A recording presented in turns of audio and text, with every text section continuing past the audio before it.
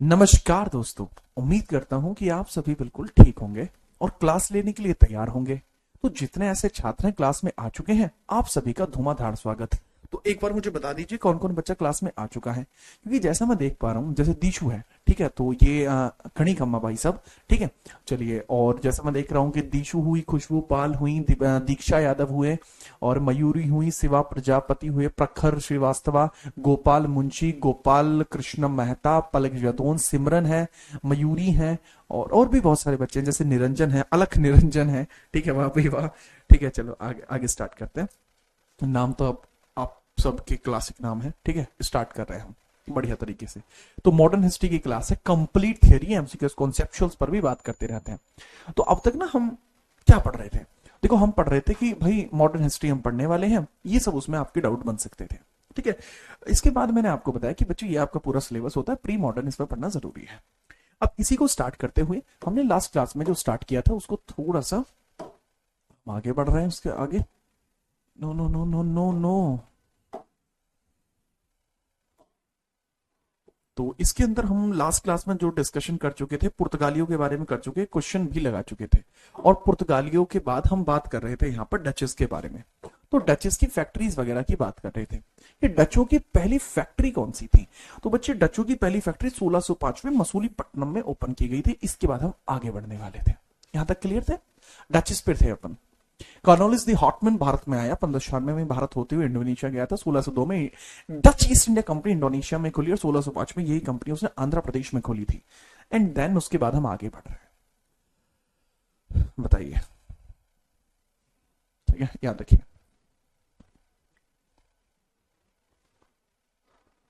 ठीक है, ओके शेखावत, आगे बढ़ते हैं।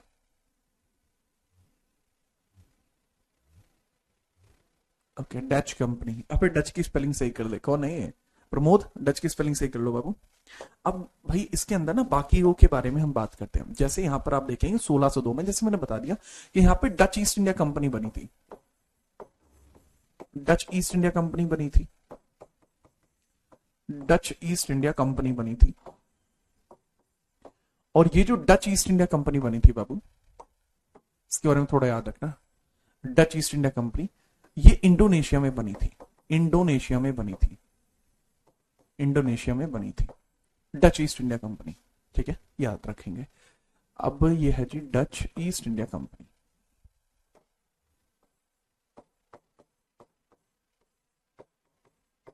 ईस्ट इंडिया कंपनी, ठीक है बाबू, ठीक है। इसके बाद 1605 में हम देखेंगे, और मैंने बताया कि भाई इसमें भारत में पहली बार डच ईस्ट इंडिया कंपनी आई। भारत में पहली Dutch East India company, Bharat में पहली Dutch East India Company, East India company कहां पर खोली गई थी जी? ये मसूलीपट्टनम में खोली गई थी, जिसको मछलीपट्टनम भी कहा जाता था। एट मसूलीपट्टनम। मसूलीपट्टनम कहां पर है? मसूलीपट्टनम आंध्र प्रदेश में है। आंध्र प्रदेश में है, ठीक है, याद रखना। 1610 में फिर एक फैक्ट्री खोली जाएगी इनके द्वारा। 1610 की फैक्ट्री काफी फेमस रही है। 1610 की जो फैक्ट्री है वो काफी फेमस रही है, जो पुलिकट में खोली गई थी। पुलिकट, पुलिकट की फैक्ट्री है, पुलिकट, ठीक है, पुलिकट में खोली गई है। इसके बाद इन्होंने फोर्ट गैलरिया बनाया था। फोर्ट गैलरिया भी किसका है? फोर्ट गैलरिया, गैलरिया का किला जो है, जो डचेस के द्वारा बनाया गया था। और फोर्ट गैलरिया भी तमिलनाडु के अंदर बनाया गया है इनके द्वारा, तमिलनाडु में, तमिलनाडु में बनाया गया है, डचेस ने बनाया है। 1627 में इनके द्वारा अपनी एक और फैक्ट्री खोली गई। 1627 में इन्होंने एक और फैक्ट्री को यहां पर खोला था, जो इन्होंने पीपली में खोला था, जो उत्कल तट पर है। पीपली, पीपली फैक्ट्री, पीपली, पीपली फैक्ट्री खोली है, जो उत्कल तट पर है। कहां है मेरे भाई? उत्कल तट पर, उत्कल तट पर है, उत्कल तट पर है, उत्कल तट। ओडिशा के अंदर उत्कल तट आपको देखने को मिलता है। ओडिशा के अंदर उत्कल तट आपको देखने को मिलता है। I hope you understand this, ठीक है, चलिए, ओके, ठीक है। फिर 1641 की बात करते हैं, फिर हम 1641 की बात करते हैं। 1641 की भीमापट्टनम में खोली गई थी फैक्ट्री। ठीक है, भीमापट्टनम में खोली गई थी। भीमापट्टनम भी आंध्र प्रदेश में, भीमापट्टनम, भीमापट्टनम में खोली गई थी फैक्ट्री। भीमापट्टनम, भीमापट्टनम में खोली गई थी। भीमापट्टनम में फैक्ट्री खोली गई थी। Got the point? Yes sir. अच्छा, भीमापट्टनम कहां पे भाई? आंध्रा में ही है ये भी, आंध्र प्रदेश में है ये भी, आंध्र प्रदेश में ही है ये भी, आंध्र प्रदेश में है ये भी। ठीक है, यस सर। अच्छा, 1653 और 55, 1653 और 55 के बीच में जो फैक्ट्री इन्होंने खोली है, चिंसुरा में खोली है। कहां खोली है? चिंसुरा में। चिंसुरा फैक्ट्री है, चिंसुरा। चिंसुरा कहां पर है बताओगे जरा? बंगाल में है चिंसुरा। Chinsurah is in Bengal. चिंसुरा कहां पर है? Chinsurah is in Bengal. चिंसुरा बंगाल के अंदर है, बंगाल में है चिंसुरा। तो बंगाल में इनकी पहली फैक्ट्री चिंसुरा में देखने को आपको मिल जाएगी। बंगाल में खोली गई पहली फैक्ट्री।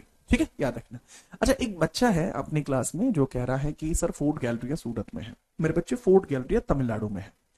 मैंने किसी बैच में गलती से सूरत बोल दिया था। मुझे याद है मैंने किसी बैच में पढ़ाते हुए शायद सूरत बोल दिया था। तुम्हारे बैच में नहीं बोला, किसी प्रीवियस बैच में मैंने बोला था। ठीक है, तो हाँ भाई, पुराने वाले जो बच्चे हैं उनके लिए मैं चाहूंगा कि आप इसे तमिलनाडु कर लो, क्योंकि बाकी बाकी इतने डेप्थ में कोई पढ़ाता ही नहीं है। ठीक है, तो मुझे अपनी पता है, तो मैंने सूरत बोल दिया था, शायद उसी वजह से आप कह रहे होंगे। ठीक है, चलिए। ठीक है, चलिए शेखावत साहब, अगर आपने ये नोट कर लिया है तो बता दीजिए। चिंसुरा बंगाल के अंदर है और बंगाल के अंदर ये पहली फैक्ट्री है जो इनके द्वारा खोली गई थी। अब हम डचेज इंपैक्ट की बात करेंगे। अरे रुको,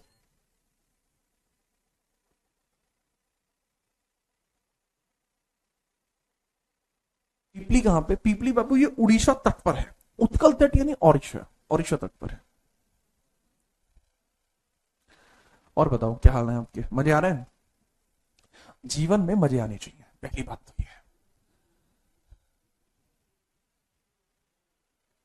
सर मेरी किताब में सूरत लिखा है, नहीं बेटा, इसमें तमिलनाडु होगा आंसर। आंसर होगा तमिलनाडु। इस पता दिक्कत क्या है, मैं रिसर्च कर रहा था, रिसर्च पेपर पे काम कर रहा था, तो तब मैंने फोर्ट गैलरिया को पढ़ रहा था कि फोर्ट गैलरिया का आर्किटेक्चर कैसा है। तो तब मुझे पता लगा कि फोर्ट गैलरिया का क्वेश्चन यूपीएससी सीडीएस में आया हुआ है। फोर्ट गैलरिया का क्वेश्चन जो है यूपीएससी सीडीएस में आ रखा है। ये क्वेश्चन यूपीएससी सीडीएस में आ रखा है क्वेश्चन। तो यार उसकी वजह से ना मुझे पता है ये बात, यूपीएससी सीडीएस में अगर क्वेश्चन आया तो गलत तो होगा नहीं है? आयोग को थोड़ी गलत कह सकते हैं। बस बात खत्म। ठीक है, चलो। तो ये इस प्रकार से आपको भारत में डच विस्तार के तौर पर चीजें देखने को मिल गई। अब हम डच प्रभाव की बात करेंगे कि भारत में जब डच आए तो उन्होंने क्या क्या प्रभाव भारत पर डाला। ठीक है, चलिए बिना परेशानी के हम आगे बढ़ते हैं, बात करते हैं डचों का प्रभाव और डचों का दमन। ठीक है, चलो आगे बढ़े बाबू, चलो। एक ही पेज पर डचों का प्रभाव और डचों का दमन आ जाएगा। डचों का प्रभाव, भारत में डचों के द्वारा ही स्वर्णिम पैगोडे ढाले गए। भारत में सर्वप्रथम सर्वप्रथम सर्वप्रथम अच्छा, सर्वप्रथम स्वर्णिम पैगोडे, स्वर्णिम पैगोडे ढाले गए, ढाले गए। तो स्वर्णिम पैगोडे भारत में सर्वप्रथम ढाले गए। ठीक है, चलिए। तो इसका मतलब क्या? गोल्ड कॉइन्स, इसको बोलते हैं gold coins. Minting of gold coins, minting of gold coins. सबसे पहले जो गोल्ड कॉइन्स की मिंटिंग की गई है वो भी पैगोडा। ठीक है, या फिर गोल्ड पैगोरास बोलिए, कॉइन्स मत बोलिए, क्योंकि कॉइन्स तो पहले भी सोने के बन रहे थे। तो गोल्ड पैगोरास, ये कॉइन जैसे स्ट्रक्चर के होते हैं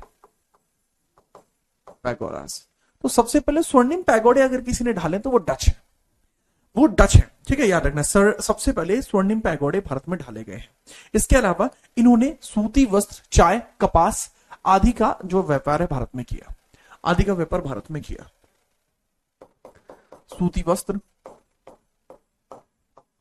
कपास, चाय, चाय आदि का व्यापार भारत में किया, आदि का व्यापार किया।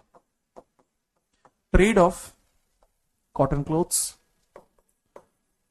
ट्रेड ऑफ कॉटन क्लॉथ्स, ठीक है। एंड कॉटन क्लॉथ्स के अलावा कपास को आप बोल सकते हैं जूट, है ना। और टी ट्रेड इन्होंने किया है, ठीक है, अच्छे लेवल पर इन्होंने किया है। तो इन्होंने नील की खेती भी की थी। नील की खेती हाँ की है यार, इन्होंने थोड़ी बहुत नील की खेती की है, ज्यादा नहीं की है, थोड़ी बहुत की है, सच बात है। हाँ जी, नील की खेती इन्होंने की है, पर ज्यादा बड़े लेवल पर नहीं की है। अब ये भारत में खत्म कैसे हो गए कि भाई भारत में इनका पार्किंग कैसे लग गई, कि इनका खेल ही खत्म हो गया, वो कैसे हो गया बताते हैं। देखो 1959 में आपको बैटल ऑफ वेदरा देखने को मिलता है। 1959 में 1959 में आपको बैटल ऑफ वेदारा देखने को मिलता है, जिसकी वजह से सारा की सारी दिक्कत हुई। 1759 बैटल ऑफ वेदरा, बैटल ऑफ वेदरा या बैटल ऑफ वेदरा को ही बैटल ऑफ चिंसुरा भी बोलते हैं, इसको भी बैटल ऑफ चिंसुरा, चिंसुरा, इसी बैटल को बैटल ऑफ हुगली भी बोलते हैं, कई नाम दिए जाते हैं, बैटल ऑफ हुगली भी इसी को बोलते हैं, इसको ही बैटल ऑफ हुगली भी बोलते हैं, है ना, याद रखिए। तो हुगली युद्ध बोले, चिंसुरा बोले, वेदरा बोले, तो जो आपको बढ़िया लगे, वेदरा बोले, चिंसुरा बोले, है ना, या फिर आप बोल लें इसको हुगली, ठीक है। ये सारे के सारे जो बैटल हैं वो ब्रिटेन और डचेस के बीच में हुए। किस किस के बीच में हुए, एक तरफ ब्रिटिश है और एक तरफ है डच, और इस बैटल में जीतते कौन है, ब्रिटिशर्स वॉन द बैटल। बड़े लेवल पे ब्रिटिशर्स इस बैटल को जीतते हैं, ना कि सिर्फ जीतते हैं बल्कि डचेस को भारत से भगा भी देते हैं। तो ना कि इन्होंने सिर्फ ये बैटल जीता, बल्कि उन्होंने ब्रिटिशर्स को भी भारत से बाहर कर, बल्कि डचेस को भी ब्रिटेन ने भारत का रास्ता दिखाया, ये बैटल जीता। और इसके बाद duchess left India, left India, ये डचेस ने इसके बाद भारत छोड़ दिया, भारत छोड़ दिया, भारत छोड़ दिया, समझ में आई बात, बहुत बढ़िया। प्रतिमा नोट करिए फटाफट से, ठीक है, नोट करो, आगे बढ़ते हैं।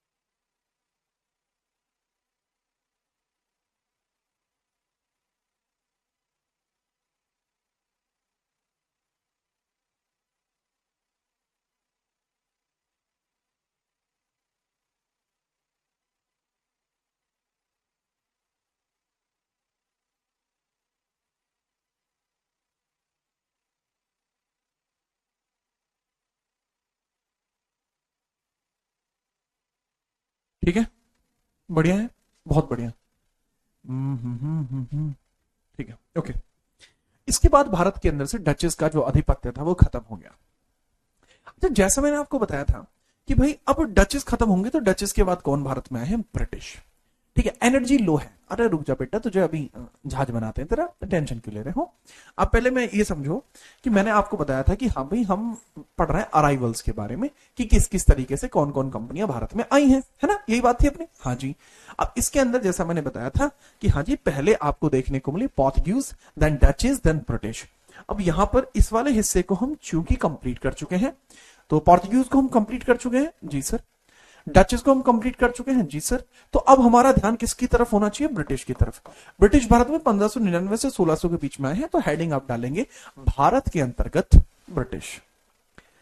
एक नाम है बच्चे का ए यादव, वो कह रहे हैं सर क्या ये यूपी लोअर पीसीएस के लिए पर्याप्त है, अपर पीसीएस के लिए भी पर्याप्त है। जिस दिन आप मेरी बातों को दोहराना, जैसे मैंने आपको बोला है ना कि एक बार पहले ही बोल चुका हूं कि मैं पर्याप्त होगा, लेकिन फिर भी आप बोलते हो ना, तो मुझे भाई बढ़िया नहीं लगता, फिर ऐसा लगता है कि आप समझते नहीं हो। चलिए 1599 में ये ब्रिटेन भारत में कैसे आया, तो आप हेडिंग डालेंगे भारत में ब्रिटेन का आगमन। भारत में ब्रिटेन का आगमन, ब्रिटेन का आगमन, ब्रिटेन का आगमन, आगमन। ठीक है, arrival of Britain in India, of Britain in India. ठीक है, क्या आप तैयार हैं? बहुत बढ़िया। ठीक है, चलिए चलिए sir red bull P low. नहीं बच्चे, मैं नहीं पीता ये सब चीजें ना, ये चिल्ड्रन के लिए होते, चिल्ड्रंस। भाई मैं चिल्ड्रन वाली बात तो हरकत तो करता नहीं, ठीक है। ग्रू अप तो चिल्ड्रन है यार ये लोग। ओके, ये कौन है? ये नाम देख इसका, ये है जी अपने बीरेंद्र गोयल। Thank you Birendra. बीरेंद्र कह रहे हैं कि sir you made history easy for me. Thank you, thank you. ठीक है, आगे देखिए। नेक्स्ट हम बात करते हैं कि कैसे 1599 में क्या होता है, कैसे होता है, और इनके बारे में हम बात करेंगे। पहली बात आप समझिएगा कि कहीं पर भी किसी भी देश में अगर जाते हैं तो वहां के लोगों से पहले परमिशन लेनी पड़ती है। अब 1599 में भारत में कौन था? भारत के अंदर एक राजा रहा करता था जिसका नाम था अकबर। ठीक है जी हाँ, अकबर के बारे में अब यहां बात होती है। तो 1599 में ईस्ट इंडिया कंपनी का पहला प्रतिनिधि भारत आया। बढ़िया से लिखना आप भी, जैसे मैं लिख रहा हूं। ईस्ट इंडिया कंपनी का पहला प्रतिनिधि भारत आया। ईस्ट इंडिया कंपनी का पहला प्रतिनिधि भारत आया। पहला प्रतिनिधि भारत आया, भारत आया। Arrival of first, arrival of first, arrival of first representative, arrival of first representative of East India Company in India, in India। अब यहां पर जिस ईस्ट इंडिया कंपनी की मैं बात कर रहा हूं भैया, ऑब्वियसली बात है कि मैं ब्रिटिश ईस्ट इंडिया कंपनी की बात कर रहा हूं। मेरे हिसाब से यह बात मुझे दोहराने की जरूरत नहीं पड़नी चाहिए, क्योंकि यहां मैं सीधे तौर पर बात ही उनके लिए कर रहा हूं। तो मुझे नहीं लगता कि मुझे ये बात दोहरानी पड़ेगी कि यहां कौन सी ईस्ट इंडिया कंपनी की बात कर रहा हूं मैं। यहां ब्रिटिश ईस्ट इंडिया कंपनी की बात कर रहा हूं मैं, ऑब्वियस सी बात है ना जी। तो चलिए जी, कौन था उसका नाम जो पहला प्रतिनिधि आया था? That was John Mendel hall. कौन आया था जी? John Mendel hall. नाम है उसका John Mendel hall. Mendel, Mendel hall, Mendel hall. नाम है जी जॉन भाई, जॉन मेंडल हॉल है, मेंडन हॉल। तो जॉन मेंडल हॉल आते हैं जी बढ़िया तरीके से, हंसते खेलते आगे जॉन भाई। किसके दरबार में आए? अकबर के दरबार में आए। किसके दरबार में आए? अकबर के दरबार में आए। At Akbar's court, Akbar's court, Akbar के दरबार में आए। अकबर का दरबार, अकबर का दरबार, का दरबार। कारण क्या था आने का? जॉन मेंडल हॉल ने व्यापार के लिए छूट मांगी थी, पर अकबर ने मना कर दिया था। जॉन मेंडल हॉल ने क्या? व्यापार के लिए छूट मांगी थी, व्यापार के लिए छूट मांगी थी, छूट मांगी थी इसने। ठीक है, इसने यहां पर ट्रेड रिक्वेस्ट की थी कि हम आपके यहां ट्रेड कर लें। इसने ट्रेड रिक्वेस्ट की थी, लेकिन अकबर ने मना कर दिया था। लेकिन अकबर ने इसको क्या कर दिया था? डिनाइड। अकबर ने कह दिया था चलो चलो अपना काम करो, रास्ता नापो। अस्वीकार, अकबर ने अस्वीकार कर दिया। ठीक बात है जी हाँ। हाँ जी सर, जो अकबर से बाहर मिलके चला गया था उसका नाम रॉल्फ फिंच था। रॉल्फ फिंच 1585 और 87 के बीच में आया था फिंच। ठीक है, याद रखना। हालांकि अकबर ने डिनाई कर दिया था कि हाँ भाई मैं तुम्हें कंपनी खोलने का कोई भी अधिकार नहीं दूंगा, लेकिन जॉन ने यह बात जाके ब्रिटेन में बताई। अब ब्रिटेन में एक व्यक्ति हुआ करता था जिसका नाम था जॉन लैनकास्टर। जॉन लैनकास्टर, जॉन लैनकास्टर जो था वो कहता है कि ठीक है तुम्हारी बात अकबर से हुई, हाँ ठीक है, लेकिन यार ऐसा है कि अगर वो कंपनी नहीं खोलने दे रहा तो हम क्या व्यापार कर लेते हैं। पहले व्यापार को स्थापित करते हैं, और जब समय मिलेगा तो हम कंपनी वगैरह बना लेंगे। नाम क्या था? John Lancaster. ठीक है, याद रखना।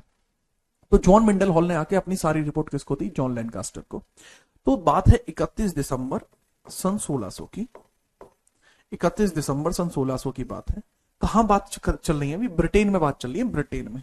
अब हम ब्रिटेन पहुंच चुके हैं। अब देखो, आप जानते हैं ये कोई आम क्लास तो है नहीं, मैं आपको ब्रिटेन भी भेज सकता हूं। तो चलिए ब्रिटेन चलते हैं। तो 31 दिसंबर की बात है, ब्रिटेन की, 1600 की बात है, ब्रिटेन में। आप मान के चलिए कि आप ब्रिटेन में। अब क्वीन बैठी है एलिजाबेथ, समझ के चलिए मैं हूं जॉन, जॉन लैंकास्टर हूं मैं, लेट्स सपोज। तो मैं रानी से कह रहा हूं कि रानी साहिबा, हे एलिजाबेथ देवी, आप हमें व्यापार करने की आज्ञा दे दो। एक बार आप हमें इंडिया भेज दो, उसके बाद देखो क्या जलवा, क्या पैसे भेजता हूं। आप बैग सिलवाओ बड़ा सा, पैसे ही पैसे भर दूंगा। ये बात तो ही हिंदी एडिशन। इंग्लिश में बेसिकली कैसे कहेगा John Lancaster? He ma'am, I would like to do some trade in India as well, and I hope you will not mention any kind of things regarding to that. And if you permit us to trade in the India, then I will definitely pay you the huge amount of the taxes. And you should have to a bag so that you can manage the money which I deliver from India to you. So could you please give us the permission to open a company which can trade in the East Indies as well in the Indonesia and the India? Elizabeth impress? Elizabeth कहती है, ओहो मजा नहीं life. ठीक है कि हाँ ठीक है भाई, तू अपनी कंपनी खोल ले। ठीक है, तो मैं यहां बताता हूँ ब्रिटेन की बात है। यहां जॉन लैंकास्टर, जॉन लैंकास्टर, इसके साथ 50 व्यापारी और भी थे। ये रानी से आज्ञा लेने के लिए जाते हैं। ये कहां जाते हैं? ये रानी से आज्ञा लेने के लिए जाते हैं। ठीक है, किसके लिए जाते हैं? रानी से आज्ञा लेने के लिए। इन्होंने एलिजाबेथ से आज्ञा ली, एलिजाबेथ प्रथम, एलिजाबेथ प्रथम से आज्ञा ली, है ना। चलिए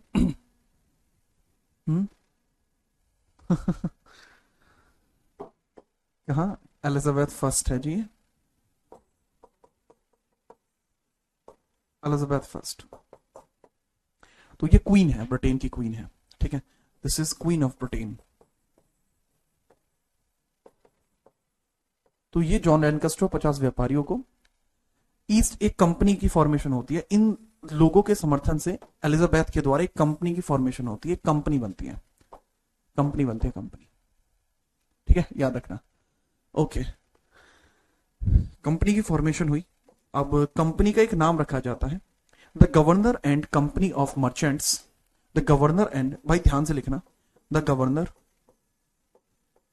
and company of merchants of London trading in East Indies, trading into East Indies। है जी, ये है कंपनी का नाम। ठीक है, याद रखना। हाँ जी, ये कंपनी का नाम है। अब ये जो जी कंपनी का नाम जो हुआ है ना, यही आगे चल के ईस्ट इंडिया कंपनी बनी है। अब क्वीन एलिजाबेथ ने ना कि सिर्फ कंपनी का गठन किया, क्वीन एलिजाबेथ ने ना कि सिर्फ कंपनी का गठन किया, बल्कि कंपनी का गठन करने के साथ साथ इन्होंने एक एकाधिकार पत्र भी जारी किया। एलिजाबेथ ने कंपनी का गठन किया प्लस एकाधिकार पत्र भी जारी किया। एकाधिकार पत्र, एकाधिकार पत्र भी जारी किया, यानी मोनोपोली लेटर भी बनाया, मोनोपोली लेटर भी बनाया। अब मोनोपोली लेटर का मतलब क्या है बाबू? मोनोपोली लेटर का मतलब है कि अब इस कंपनी के अलावा, इस कंपनी के अलावा कोई और ब्रिटेन की कंपनी भारत में नहीं जाएगी। गवर्नर्स एंड कंपनी मर्चेंट, ठीक है, इसका पूरा है governors and company of merchant of London for trading into the east Indies, यह है पूरा नाम। आगे चल के यही जो कंपनी है ना, यही EIC कहलाई। आगे चल के इसी कंपनी को नाम दे दिया गया British east India company, British east India company, है ना, याद रखना। तो इस तरीके से बनी है। एक अधिकार पत्र का मतलब है कि व्यापार केवल वही करेंगे। ठीक है, याद रखिएगा। अरे राजीव,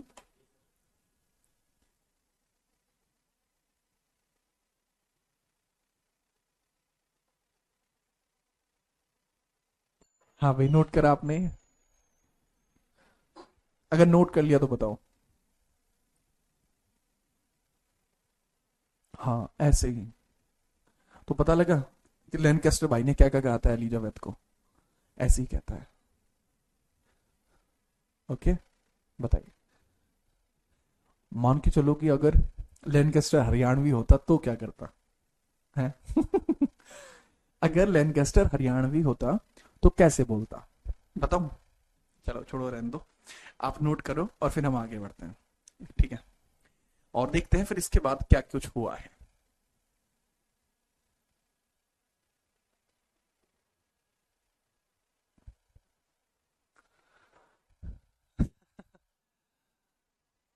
आगे से हटो, अरे हट गया यार।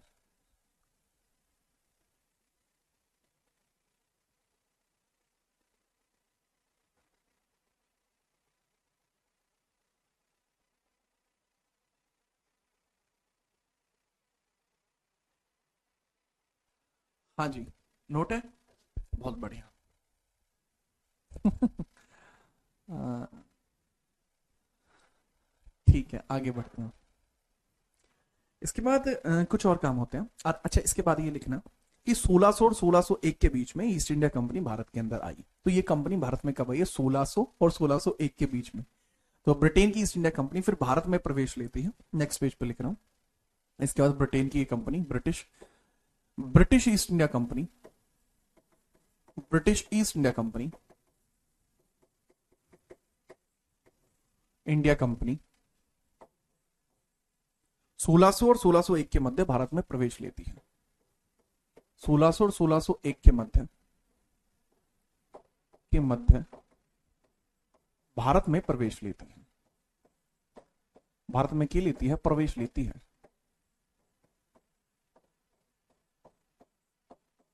ना, याद रखना। अब इससे रिलेटेड कुछ बातें हैं, उनके बारे में हम बात करते हैं, ठीक है? चलिए। बिहारी होता, यार मुझे बिहारी नहीं आता। वो बिहारी अगर मेरे पे आती तो मजा ही आ जाता, अलग लेवल का मजा आ जाता, ठीक है? हाँ, thank you thank you. Okay, 1608 की बात करते हैं। अब बात समझो, थोड़ा मैं बताना चाहूंगा, समझना। अब ये कंपनी 1601 में मान के चलो भारत में आई है। तो 1601 से लेके 1608 के बीच में ये भारत में व्यापार कर रही है। इसने ट्रेड को जारी रखा है, व्यापार कर रही है, लेकिन इनकी कोई कंपनी नहीं खोली है। व्यापार कर रही है पर इन्होंने कोई कंपनी नहीं खोली है, ठीक है? याद रखना। इसके प्रदीप बेटा जैसे लिखवा रहा हूं ऐसे ही चुप लिख लो, ठीक है? ये पॉइंट ही है तुम्हारे, ठीक है? ये पॉइंट ही है, पॉइंट बना के लिखो। क्या बच्चे की तरह हाथ पकड़वा के लिखवाया जाएगा क्या? है जो ये है पॉइंट ही है, ये पॉइंट बना के लिखो। लो पॉइंट बना के लिखो, ये रुको। ये हो गया बाबू पहला पॉइंट, ये रहा पहला पॉइंट। ये दूसरा पॉइंट हो गया, ये तीसरा पॉइंट हो गया, ये चौथा पॉइंट हो गया। ले लो भैया, पॉइंट बना दिया, ठीक है? तो थोड़ा सा समझो यार, बच्चों की तरह। अब तुम इतने छोटे बच्चे नहीं रहे। हाँ, अब इसमें देखो जी 1608 में क्या होता है। अब 1608 में वो कंपनी व्यापार करती रही लेकिन कंपनी नहीं खोल पाई। लेकिन 1608 में एक व्यक्ति है कैप्टन हॉकिंस, जहांगीर के दरबार में गया। 1608 में एक ईस्ट इंडिया कंपनी का प्रतिनिधि, ईस्ट इंडिया कंपनी का प्रतिनिधि, रिप्रेजेंटेटिव, प्रतिनिधि यानी रिप्रेजेंटेटिव,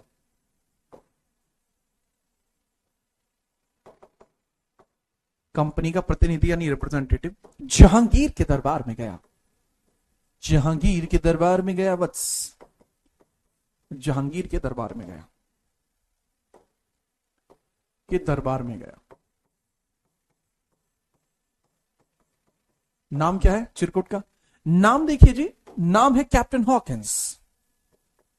कैप्टन हॉकिंस, वो तो जानते ही होंगे जी सर। कैप्टन हॉकिंस को क्या उपाधि मिली है वो आप मुझे बताएंगे, खुद बताएंगे आप, क्योंकि मैं बता चुका हूं पहले ही, जब मैंने मेडावल इंडिया पढ़ाया था तब मैं पढ़ा चुका हूं, ठीक है? दूसरा, ये कौन कह रहा है? रिलैक्स हंसा बेटा, मान जा। दूसरा, 1608 में जब कैप्टन हॉकिंस गया था तो इसके जहाज का क्या नाम था? ये चीज आप मुझे बताओगे। तो जहांगीर से आज्ञा लेने के लिए गया था, तो जहांगीर ने व्यापारिक आज्ञाएं दे दी थी, कंपनी खोलने के लिए मना किया था। हुआ यह था, जहांगीर के दरबार में गया था तो इसको एक उपाधि मिली कैप्टन हॉकिंस को। क्यों मिली थी? क्योंकि इसको फारसी बोलनी आती थी। He knows Farsi, he knows Farsi, he knows Persian, उसको फारसी भाषा आती थी, इस वजह से इसको उपाधि मिली। इसको फारसी भाषा बोलना आता था, इस वजह से इसको उपाधि मिली। क्लियर। अंग्रेज खान की उपाधि मिली, जहाज का नाम हेक्टर था। बहुत बढ़िया। इसको उपाधि मिली अंग्रेज खान की, अंग्रेज खान की उपाधि मिली, और इस बंदे को, इसके जहाज का नाम था हेक्टर। हेक्टर जहाज था, हेक्टर। ठीक है, ओके। अच्छा, ये जहांगीर के दरबार में परमिशन लेने के लिए गया था, तो जहांगीर ने कहा कि व्यापार कर लो पर कंपनी मत खोलना, पर ये नहीं माने। सुनते किसकी थे ये? तो 1611 में east India, British east India company ने भारत में पहली कंपनी स्थापित की। भारत में पहली ब्रिटिश ईस्ट इंडिया कंपनी, अरे मांझा, भारत में पहली British east India company, British east India company.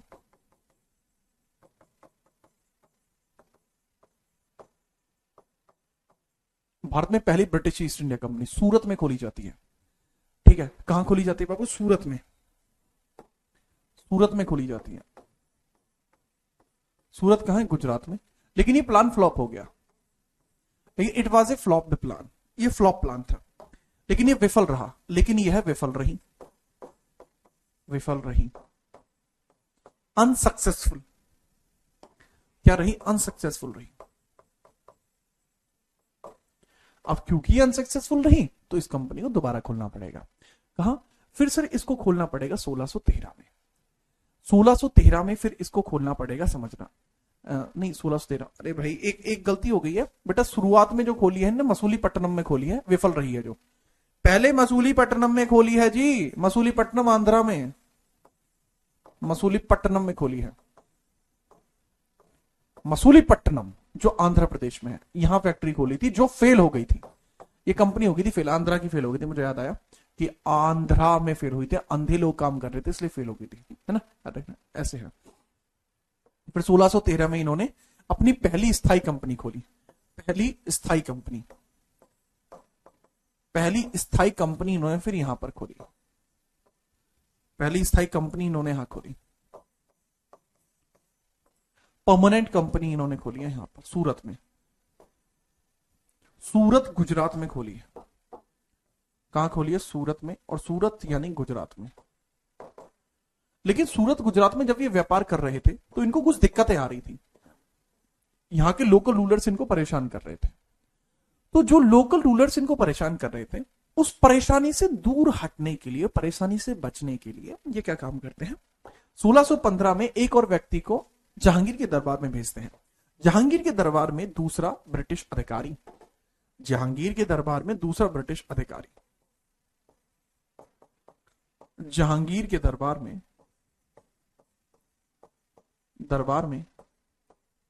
दूसरा ब्रिटिश अधिकारी, दूसरा ब्रिटिश अधिकारी, अधिकारी। तो दूसरा ब्रिटिश अधिकारी जो जहांगीर के दरबार में अब आएगा, second British in Jahangir court, in Jahangir court, Jahangir court, second British in Jahangir court. नाम है टॉमस रो। क्या नाम है बाबू? Thomas Roe. टॉमस रो आता है, जहांगीर से मुलाकात करता है, टॉमस रो। और इसको भी कुछ व्यापारिक छूट मिल जाती है। टॉमस रो जब आता है से मिलने, टॉमस रो, तो इसको भी व्यापारिक छूटें मिली। टॉमस रो को भी क्या मिला है? इसको भी कुछ व्यापारिक छूटें मिल गई हैं। क्या व्यापारिक छूटें मिल गई? कुछ व्यापारिक छूटें मिली, कुछ व्यापारिक छूटें मिली,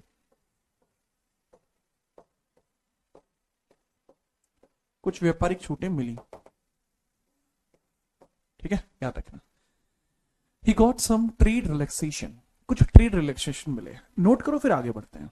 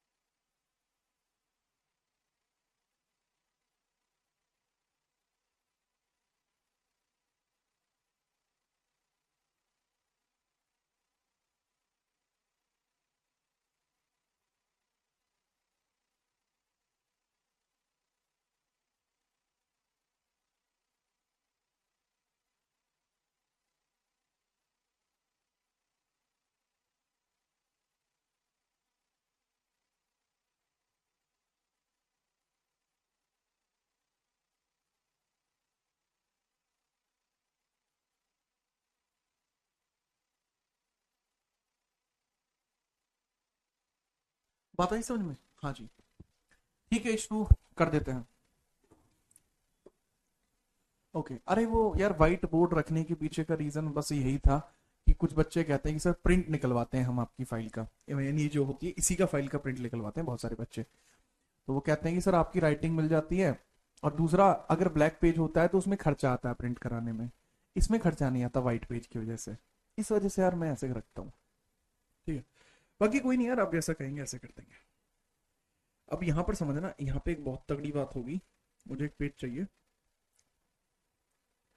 अब रखो, ये पेज मैं यूज करूंगा। हम्म हम्म हम्म हम्म हम्म।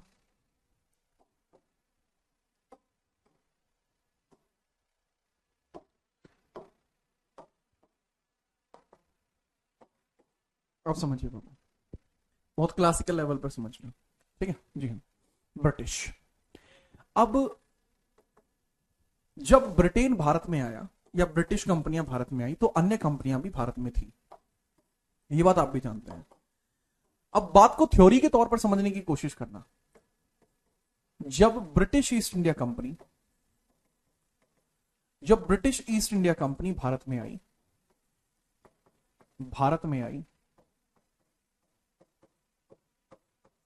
तब अन्य कंपनियां भी भारत में थी, ऑलरेडी थी, आई तब अन्य विदेशी कंपनियां भी भारत में थी। अन्य विदेशी कंपनियां भारत में थी। अन्य विदेशी कंपनियां भारत में थी।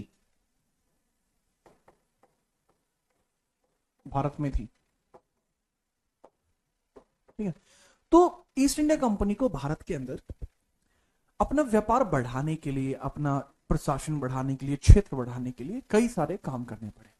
उनकी हम बात करते हैं, वो समझिए।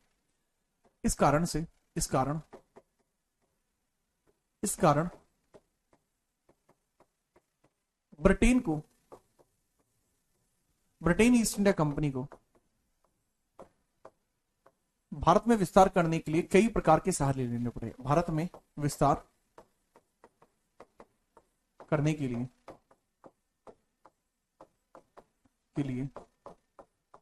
कई प्रकार के प्रयास करने पड़े।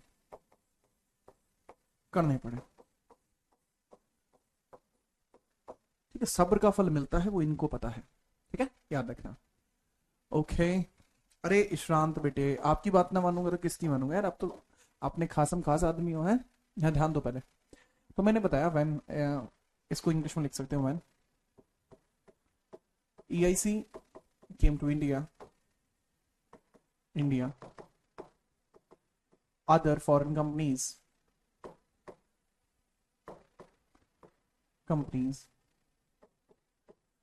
already expanded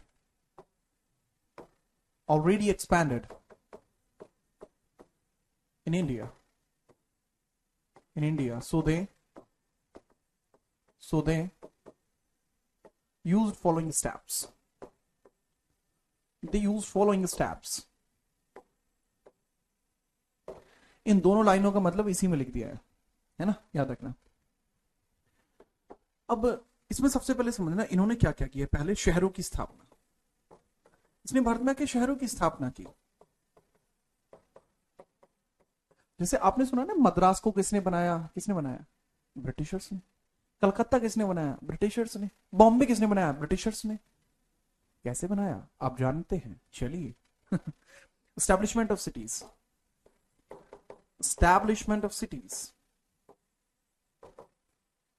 establishment of cities,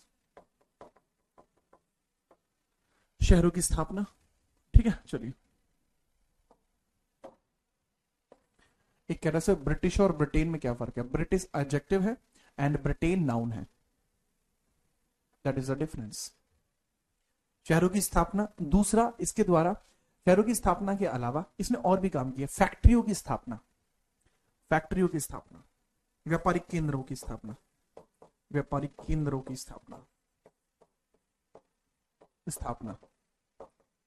व्यापारिक केंद्र स्थापना यानी trade centres banana, establishment of trade centres, factory वगैरह। इसने युद्ध लड़े,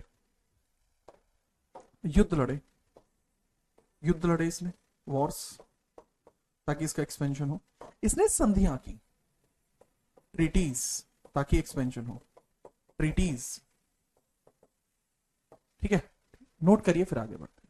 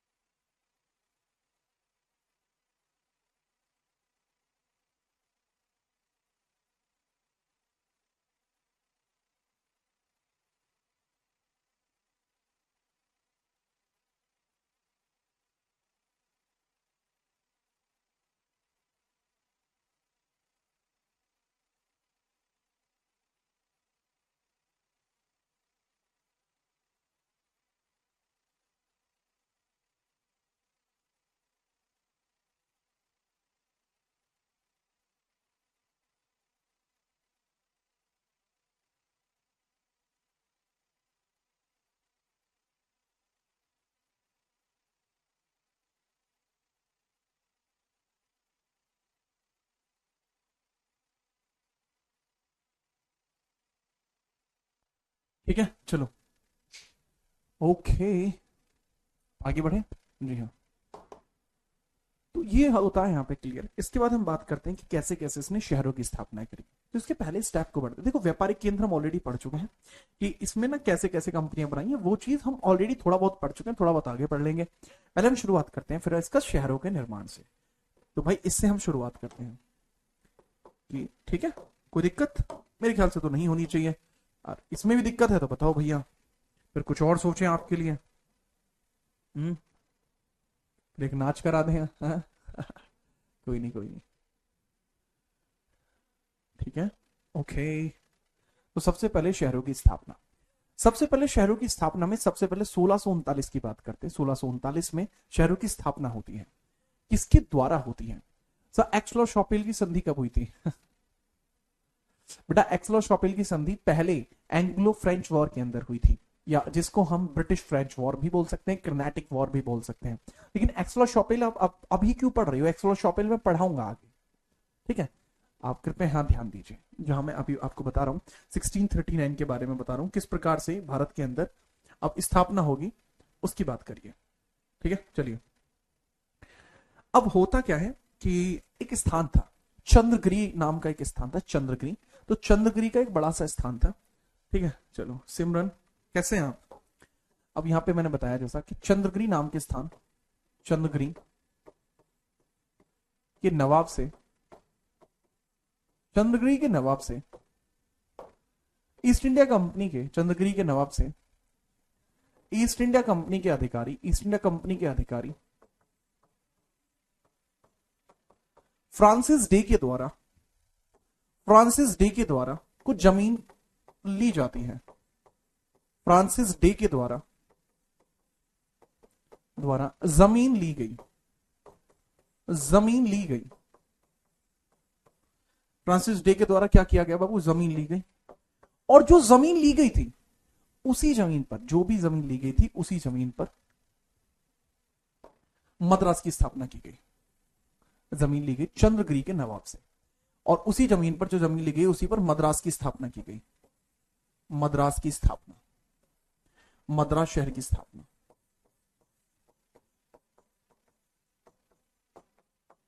establishment of Madras, establishment of Madras, establishment of Madras. ऐसे होता है भाई। ये फ्रांसिस डे है, this person is Francis day. ठीक है, चलो। ओके, तो मद्रास शहर इस प्रकार से आपका 1639 में बन जाता है। मेरे ख्याल से आपको कोई दिक्कत इसमें नहीं रही होगी। ठीक है, याद रखिए। इसके बाद इनको फिर बॉम्बे मिलेगा। अब ब्रिटिशर्स को बॉम्बे की प्राप्ति कैसे होगी उसके बारे में हम बताते हैं, फटाफट बताइए। ठीक है, एक दो पॉइंट और हैं, हम 2 मिनट में वो पॉइंट लिख लेंगे। अगर आप इसको एक बार कह देंगे सर लिख लिया। स्पेलिंग फ्रांसिस की ऐसे होती है। आपको एक तो स्पेलिंग लिखने में बड़ी दिक्कत आती है। FRANCIS, Francis, DAY, Francis day. इसने मद्रास को बनाया था 1639 में। बताइए भाई, कोई दिक्कत नहीं है, बढ़िया। दीक्षा फ्रांसिस की स्पेलिंग कुछ अलग ही लिख रही है। FAS पता नहीं क्या ही लिख दिया है ये। ठीक है, ठीक है, चलिए। अब हम आगे बढ़ते हैं, दिल्ली के बारे में बात 1661 की बात करते हैं। 1661 में एक बड़ा सा इंपोर्टेंट सा इंसिडेंट आपको देखने को मिलेगा। पुर्तगाल की राजकुमारी कैथरीन ब्रिगिंजा का विवाह हो जाएगा एक ब्रिटिश राजकुमार से। मैंने बताया पुर्तगाल की राजकुमारी और राजकुमारी कैथरीन ब्रिगिंजा की शादी हो जाएगी ब्रिटेन के राजकुमार से। कैथरीन ब्रिगिंजा, कैथरीन ब्रिगिंजा, कैथरीन ब्रिगिंजा,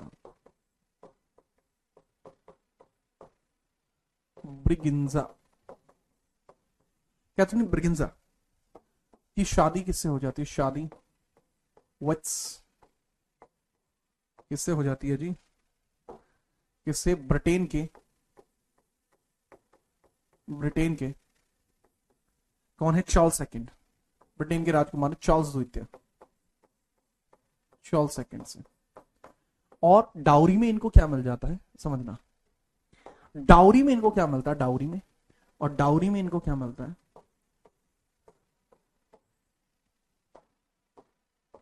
बॉम्बे प्रांत के राजस्व अधिकार, बॉम्बे प्रांत के राजस्व अधिकार, राजस्व अधिकार इनको मिलते हैं। Revenue right of Bombay, revenue right of Bombay, rights of Bombay किसको मिलते हैं जी? ये मिलते हैं इनको, चार्ल्स सेकंड यानी ब्रिटेन को। अच्छा, ये बात यही नहीं थमी। क्या ये लव मैरिज थी? भैया मैं ब्याह में नहीं बुलाया इन्होंने, पर मेरे ख्याल से लव मैरिज तो नहीं थी। ठीक है, यहां मुंबई नहीं है, कोई भी मुंबई मत लिख देना, बॉम्बे लिख रहा है, लिख रखा है मैंने, बॉम्बे लिखना। ठीक है, याद रखना। ओके, चलो। और इसके बाद क्या होता है भैया? इसके बाद क्या होता है? जो चार्ल्स सेकंड है वो क्या करते ब्रिटेन के इन अधिकारों का? तो ये 1668 में इन सभी अधिकारों को ईस्ट इंडिया कंपनी को दान कर देते हैं। तो याद रखना, 1668 में चार्ल्स द्वितीय इन अधिकारों को ईस्ट इंडिया कंपनी को दे देते हैं। इन अधिकारों को ईस्ट इंडिया कंपनी को दे देते हैं, कुछ रुपए लेकर इनको देते हैं कि अब बॉम्बे वाले एरिया में से लोगों से टैक्स जो लिया जाएगा वो किसके द्वारा लिया जाएगा? ईस्ट इंडिया कंपनी के द्वारा। तो ये चीज यहां पे तय की गई। तो भाई ये इस प्रकार से बॉम्बे जो है वो ब्रिटेन को मिला। तो ये पूरा इसमें रहने वाला था 10 लाख पाउंड में। अच्छा, बहुत बढ़िया। 10 रुपए में आए है, 10 रुपए के कुरकुरे खवाए थे क्या? एक तो तुम मजे बहुत लेते हो। कोई नहीं, चलो तो बेटा ये रहा लेवल आज का। और बताइए कैसा चल रहा है सब? मजा आ रहा है? मजा आ रहा है? मजा कोई नहीं, मेरे ख्याल से आपको मजा आ ही रहा होगा। नहीं आ रहा है तो बता दीजिए, उस मजे पर भी काम कर लेंगे। बट आज के लिए इतना ही। उम्मीद करता हूं आपको किसी प्रकार की कोई समस्या बिल्कुल नहीं रही होगी। अगर आपको किसी प्रकार की कोई समस्या है तो बता दीजिए। नहीं उसको नहीं चलने दो अभी क्लास। हाँ जी, बढ़िया लगा। इस तरीके से आपको ये सारी बातें यार पता होनी चाहिए थी। इसी तरीके से मेडावल हिस्ट्री को कंप्लीट करेंगे, इसी तरीके से मॉडर्न हिस्ट्री को कंप्लीट करेंगे कि कोई आपका डाउट ही ना रहे। तुलसी आपकी कमेंट आ रही है, ठीक है, निश्चिंत रहिए। ओके। ऋषिका बेटा, मेरे पैरेलली अगर किसी की कोई क्लास चलती है तो मुझे कोई दिक्कत नहीं है ना, आप जानते हैं। सर जयपुर में आज क्या हुआ है, चेक करते हैं क्या हुआ है, देखता हूं मैं एक बार। चंद्र, बहुत बढ़िया, थैंक यू। सर आपकी क्लास करने में नेट क्यों लगता है? अरे वो लगता ही है, आप देख नहीं रहे कितनी हाई क्वालिटी है। ठीक है, ओके। चलिए अब कल मिलते हैं, तब तक के लिए जय हिंद, वंदे मातरम, अच्छे से अपना ख्याल रखिए और इसी तरीके से हम आपसे मिलते रहेंगे। Bye bye. सर मुंबई कब बनेगा? अगली साल बनेगा, यानी 1669 में मुंबई बनेगा। 68 में आ चुके हैं, अगली साल मुंबई बन जाएगा। ठीक है, बाय बाय, जय हिंद।